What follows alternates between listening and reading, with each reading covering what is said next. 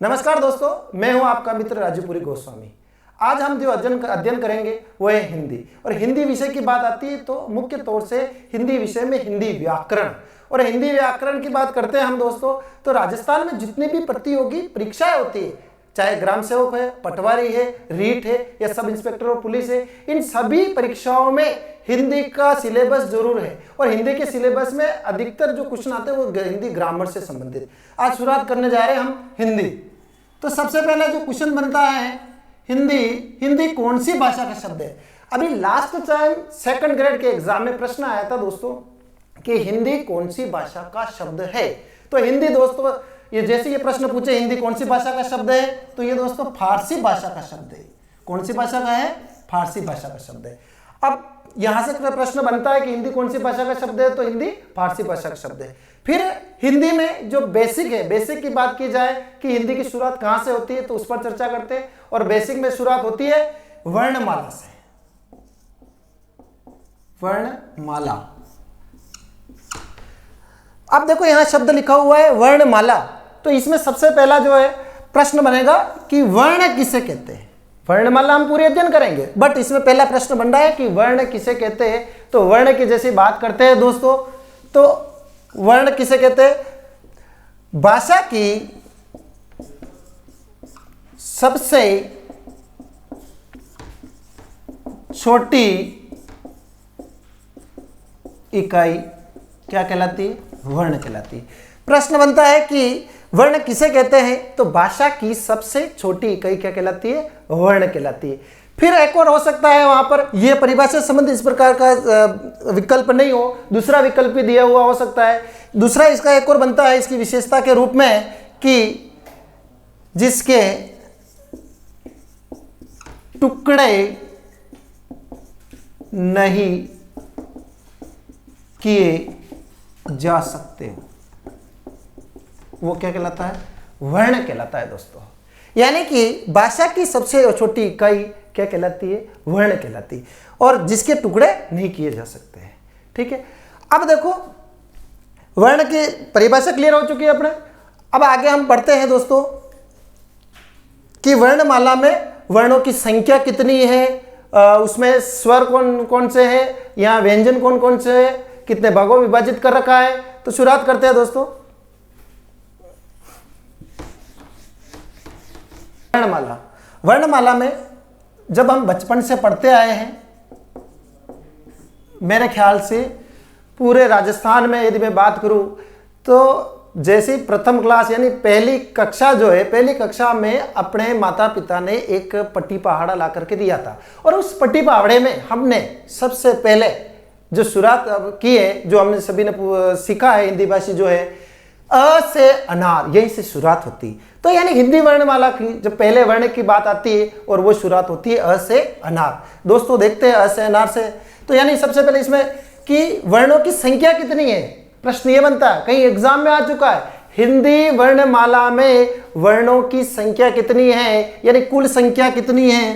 कुल प्रश्न जैसे ही पूछ ले कुल संख्या, तो हिंदी वर्णमाला में कुल संख्या है दोस्तों 52। कितनी है? 52। अब 52 वर्ण कौन कौन से हैं इस पर हम चर्चा करते हैं। देखते हैं दोस्तों, सबसे पहले शुरुआत होती है वर्ण में स्वर से।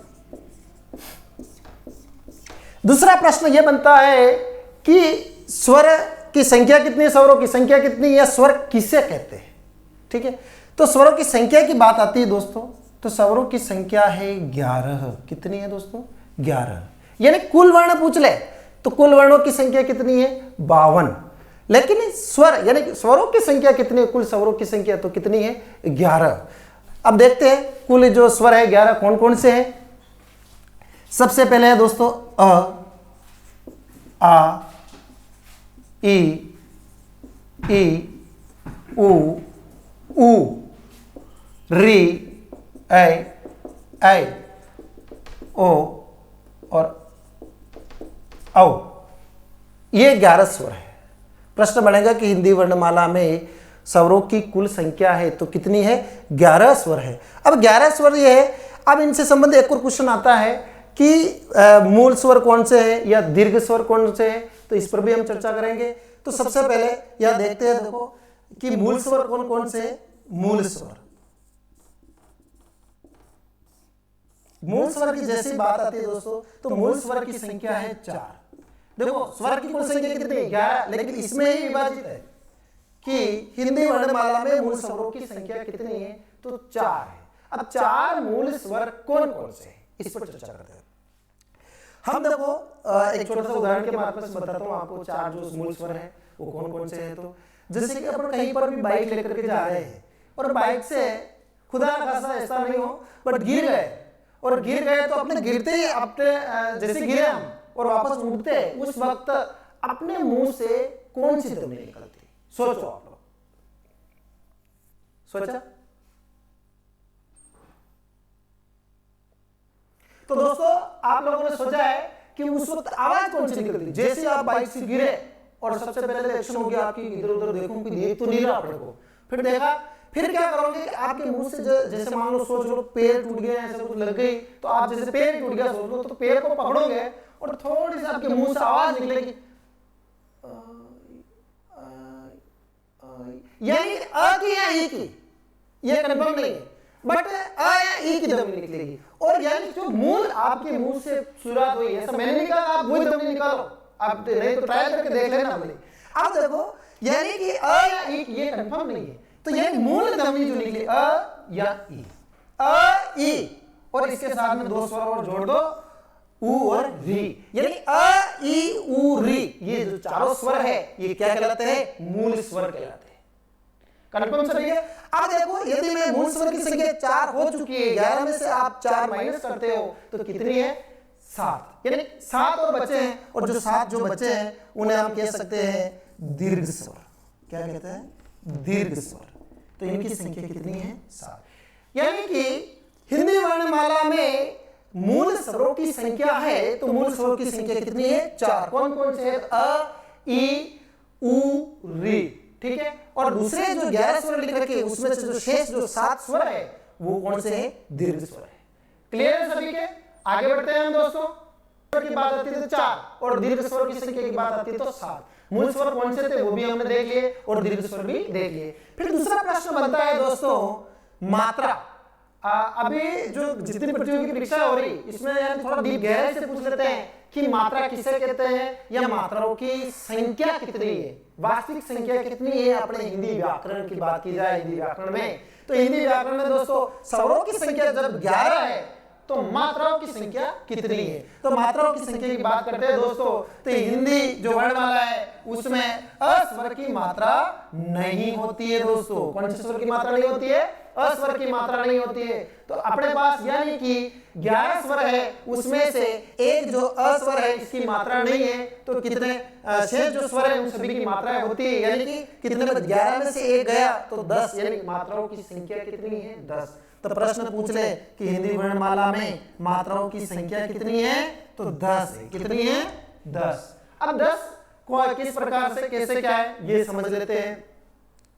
देखो आज जो है आ स्वर की मात्रा की मैं बात करूं तो इस प्रकार से अंग्रेजी का टी, अंग्रेजी की जो पहली एबीसीडी है उसका टी, ये कौन से स्वर की मात्रा? आ स्वर की मात्रा होती है। उसी प्रकार से इस ई की मात्रा की बात करूं मैं तो इस प्रकार से एफ होता है दूसरी एबीसीडी का, ठीक है। उसी प्रकार से इस ई की बात करूं जिसे हम बड़ी बोलते हैं इस प्रकार से उल्टा है। उसी प्रकार से इस ऊ की मात्रा की बात करूं तो इस प्रकार से, इस ऊ की बात करूं तो इस प्रकार से, इसी प्रकार से इस री की बात करूं री की मात्रा की तो ये इस प्रकार से, इस ऐ की एक मात्रा। इसके दिखने में देखो एक मात्रा है लेकिन किसी व्यंजन में जब जुड़ता है स्वर तो इसकी 2 मात्राएं होती है दोस्तों। फिर इसी प्रकार से इस औ की एक मात्रा, और यहाँ तो साफ दिख रहा है 2 मात्रा, यानी इनकी संख्या करोगे संख्या गिनती करोगे तो 10, यानी अस्वर की मात्रा नहीं होती। तो यहाँ से जो प्रश्न बनता है देखो वो किस प्रकार से बनता है, कहाँ कैसे बन सकता है कि हिंदी वर्णमाला में मात्राओं की संख्या है, तो मात्राओं की संख्या कितनी है दोस्तों? 10। कितनी है? 10। दूसरा प्रश्न बनता है हिंदी वर्णमाला में निम्नांकित में से किस स्वर की मात्रा नहीं है, नहीं होती है, तो वो अस्वर की मात्रा नहीं होती। अभी लास्ट टाइम ज्यादा से ज्यादा क्वेश्चन आया था कि गहरे से जो पूछ सकते हैं अपने यहाँ जो प्रतियोगी परीक्षा होती है उसमें कि मात्रा किसे कहते हैं, यहां से भी प्रश्न आ चुका है। तो दोस्तों मात्रा किसे कहते हैं इस पर हम चर्चा करते हैं। तो इसके लिए मैं आपको एक छोटी सी कहानी बताता हूं, कहानी के मार्फत से इसका मात्रा की परिभाषा समझेंगे। हमें कोई रटने की जरूरत नहीं, बस केवल समझना है, ठीक है। तो दोस्तों शुरुआत करते हैं। जैसे कि एक कोई व्यक्ति है, मान लो जैसे रामलाल। कौन है दोस्तों? रामलाल। ये रामलाल है और इसका दोस्त है ये श्यामलाल। कौन है दोस्तों? श्यामलाल। दोनों दिख रहे हैं आपको अच्छे से, रामलाल और श्यामलाल। तो यहां बना देता हूं मैं, थोड़े छोटे बन रहे हैं यहां पे। दो दोस्त हैं दोस्तों, ये हैं रामलाल और ये हैं श्यामलाल। रामलाल और श्यामलाल दोनों अच्छे दोस्त हैं। एक दिन क्या होता है कि रामलाल अपने घर पर पार्टी रखता है, चूरमा बाटी की। अपने राजस्थान का प्रसिद्ध है चूरमा बाटी, ठीक है। चूरमा बाटी की पार्टी रखता है, बढ़ाई देते हैं। देखो ये दाल है, ये बाटियां हैं, ये चूरमे के लड्डू हैं। चूरमे बाटी की पार्टी रखता है और ये रामलाल जो है अपने दोस्त को बुलाता है। भाई दोस्त से बुलाएगा श्यामलाल को। श्यामलाल को न्योता देता है कि भाई अपने यहाँ जिम में आना है। और श्यामलाल क्या होता है उस दिन मान लो जैसे कहीं बाहर गया हुआ था, बाहर गया हुआ, अन्य शहर गया हुआ है। अब क्या है भाई रामलाल ने श्यामलाल को बताया कि भाई अपने घर पे पार्टी है, लेकिन श्यामलाल कहाँ है? बाहर गया हुआ। तो श्यामलाल अपने पुत्र को फोन करता है और कहता है कि एक काम करना भाई, तू ऐसा करना, राम जी के वहां पार्टी में चले जाना। अब देखो इनका जो लड़का है ये कहाँ जाता है? राम जी के यहाँ पार्टी में। अब पार्टी में गया तो बताओ मुझे, ये रामलाल इनसे नाराज होगा क्या? नहीं होगा, क्योंकि इनके घर में से कौन आया? तो कौन आया? उनका पुत्र आया। श्याम जी नहीं आ सके, कोई बात नहीं, लेकिन उनका पुत्र आया, इसलिए रामलाल जी नाराज नहीं होंगे। तो कहने का तात्पर्य यह है कि श्यामलाल जी की जगह प्रतिनिधित्व किसने किया? उनके पुत्र ने।